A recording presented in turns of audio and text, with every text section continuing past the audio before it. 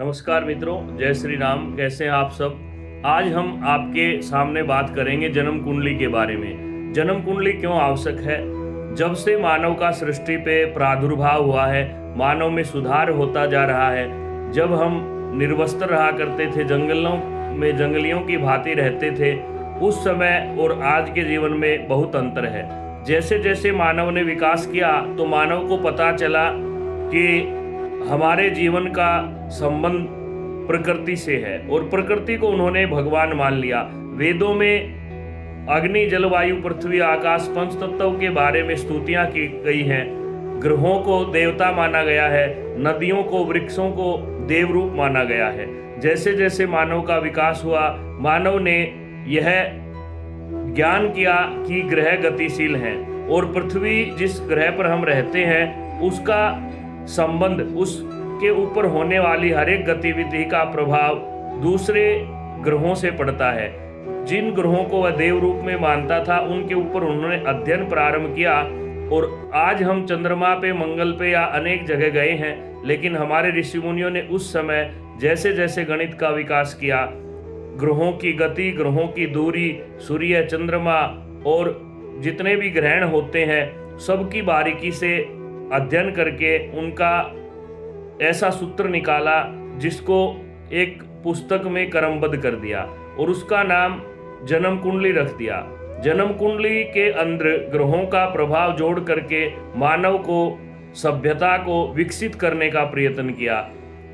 पुराने समय में रमल विद्या, सामुद्रिक विज्ञान, हस्तरेखा या मंत्र ज्ञान, तंत्र ज्ञान, अनेक प्रकार की विद्याएं थी। लेकिन आजकल आधुनिक युग के अनुसार जन्म कुंडली का अधिक महत्व है, क्योंकि जन्म कुंडली के 12 भावों को देख करके हम जीवन के हर एक पहलू को समझ सकते हैं। किसी के पास अगर जन्म का समय पूर्ण रूप से नहीं है तो उसका हम प्रश्न लगन से जन्म कुंडली मान करके प्रेडिक्शन कर सकते हैं। यह भी संभव है, लेकिन उसके लिए आपको दिखावे की जरूरत नहीं। अधिक मालाएं पहनने से, अधिक प्रकार के तिलक लगाने से कुंडली का आप प्रेडिक्शन नहीं कर पाते। अध्ययन की आवश्यकता होती है। हमारे ऋषि मुनियों की जिनकी 200-200, 400-400 वर्ष आयु थी, आज हम देख रहे हैं जैसे जैसे कलयुग बढ़ रहा है, आयु कम होती जा रही है। हमारे दादा परदादा 100-110 वर्ष तक जिए, तो उनसे पहले वाले कितने वर्ष जिए होंगे। उन्होंने अपने हर एक अनुभव को हमें पुस्तकबद्ध करके या मंत्रबद्ध करके गुरु मुख के या शिष्य के श्रवण द्वारा अगली पीढ़ी तक पहुंचाया। उसी रूप में जन्म कुंडली का विकास हुआ कि जन्म से लेकर के मरण तक मनुष्य क्या क्या कर्म करता है और उसका किस प्रकार से अध्ययन किया। उन्होंने पूरे मानव जीवन को केवल 12 राशियों में 12 लगन से लेकर के 12वें भाव तक विभाजित किया।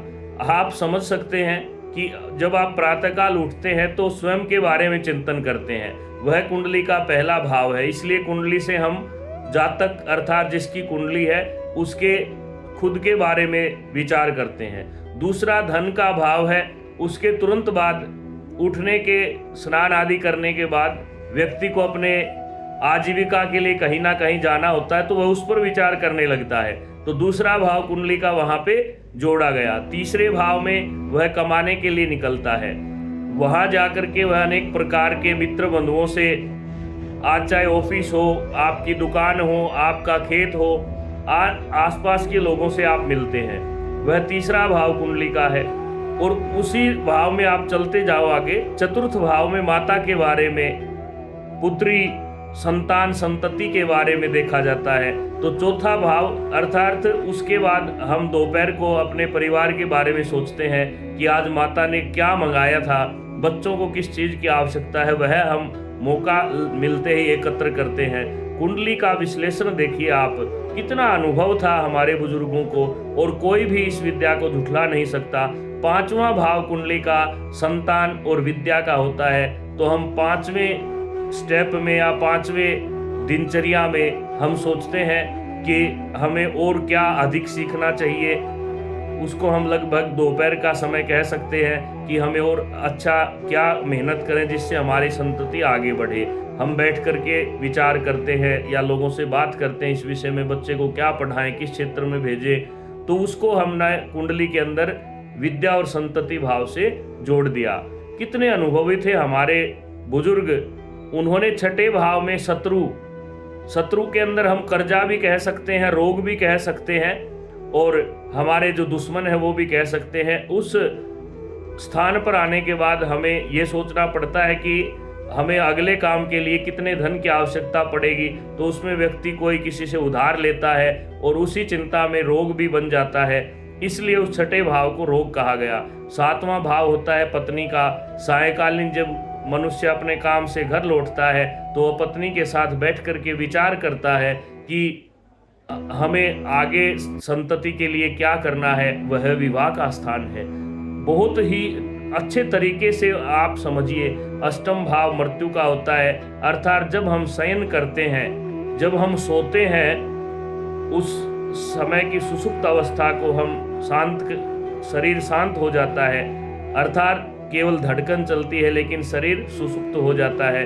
उसके बाद नौवां भाग कर्म का है, अर्थात हमने पिछले जन्म में क्या किया और इस जन्म में हमारी धार्मिक भावना कैसी है, हम किस प्रकार भगवान को याद करके सोते हैं और उठते ही हम किस प्रकार से अपने माता पिता को प्रणाम करते हैं। दसम भाव को पिता से जोड़ दिया, क्योंकि पिता कर्म सिखलाता है। आजकल तो सब अपनी मर्जी से पढ़ते पढ़ाते हैं, लेकिन पौराणिक अगर हमारी परंपरा को देखें तो वहाँ पे यही था कि एक जो कोई भी कामकार व्यक्ति है, कुम्हार का बच्चा कुम्हार बनता था और लकड़ी का काम करने वाले के पुत्र लकड़ी का काम, पंडित का, ब्राह्मण का बेटा पांडित्य करता था।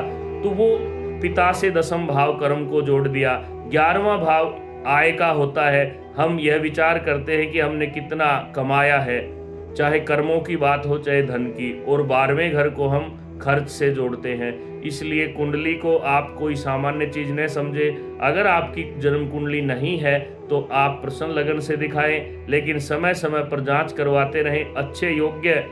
और यह भी बात ध्यान रखें कि देखने वाला जो दैवज्ञ है वो किसी प्रकार का पाखंड न करे, वो केवल और केवल शास्त्रीय बातें करे, वो मंत्र जप, भगवान की स्तुति, गौदान, अनाथाश्रम दान, पर्यावरण की रक्षा, इन सब प्रकार के उपायों के द्वारा आपको सरल भाषा में, अगर आपसे किसी ग्रह का उपाय बतला रहे हैं तो समझिए कि आपको योग्य गुरु की प्राप्ति हो गई है।